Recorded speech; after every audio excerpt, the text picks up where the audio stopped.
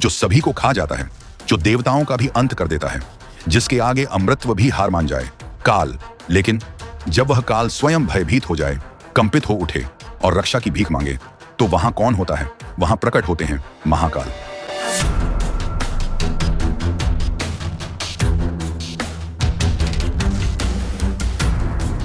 यह कोई साधारण शिवलिंग नहीं, यह है शिव का वह रूप जहां समय रुक जाता है, जहां मृत्यु भी सिर झुकाती है, जहां स्वयं काल का अंत होता है।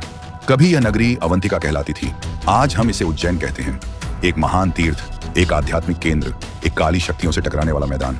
यहाँ के एक तपस्वी ब्राह्मण श्रीकृष्ण, धर्म और तपस्या में लीन, उनका पुत्र मासूम, निष्पाप। पर काल को क्या पड़ी है मासूमियत की? मृत्यु की छाया मंडराई, भयंकर प्रेत शक्ति ने उसके प्राणों को घेर लिया। श्रीकृष्ण की आंखों में डर नहीं, भक्ति थी। उन्होंने आंखें मूंदी और पुकारा, महादेव। और तब कुछ ऐसा हुआ जिसे समझना मानव बुद्धि से परे है। धरती कांप उठी, आकाश लाल हो गया और अग्नि की ज्वाला में से प्रकट हुए त्रिनेत्रधारी, कपाल मालधारी, भस्म विभूषित शिव।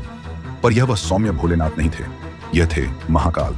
उनके नेत्रों में प्रलय की ज्वाला थी, हाथों में काल की नाप लेने वाला डमरू। शिव ने सीधे काल की आंखों में देखा और कहा, तू सबको खा सकता है पर मेरा भक्त नहीं। काल कांप उठा, वह जो अमृत का शासक था अब सामने झुक गया। शिव ने अपना त्रिशूल उठाया और काल को पराजित कर वहीं स्थापित हो गए, महाकाल के रूप में। यहीं बना महाकालेश्वर ज्योतिर्लिंग। क्या आप जानते हैं, यह एकमात्र ज्योतिर्लिंग है जिसकी पूजा भस्म आरती से होती है, और वह भी मशान की भस्म से। क्यों? क्योंकि यह शिव का वही रूप है जो मृत्यु के ऊपर विजय का प्रतीक है। यहाँ मृत्यु डरती है, यहाँ आत्मा मुक्त होती है, यहाँ काल का अस्तित्व शून्य हो जाता है। उज्जैन केवल एक तीर्थ नहीं, यह समय रेखा से परे है।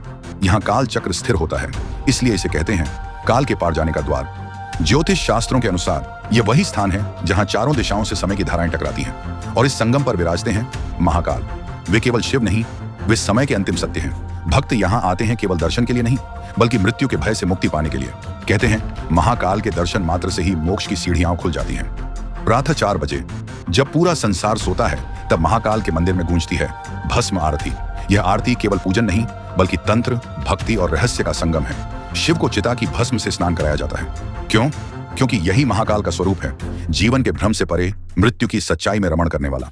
यह आरती देखने के लिए पूरे विश्व से साधक, योगी, तांत्रिक आते हैं, क्योंकि यह आरती काल को नियंत्रित करने की विधि मानी जाती है। जिसे लोग मृत्यु कहते हैं, वह केवल देह का अंत है, पर आत्मा जब तक बंधनों में है तब तक वह काल से डरती है। पर महाकाल के चरणों में काल भी वश में हो जाता है। यही है वह शिवलिंग जो भक्त को केवल पुण्य नहीं, परम सत्य की अनुभूति देता है। यह है महाकालेश्वर ज्योतिर्लिंग, जहां शिव समय के पार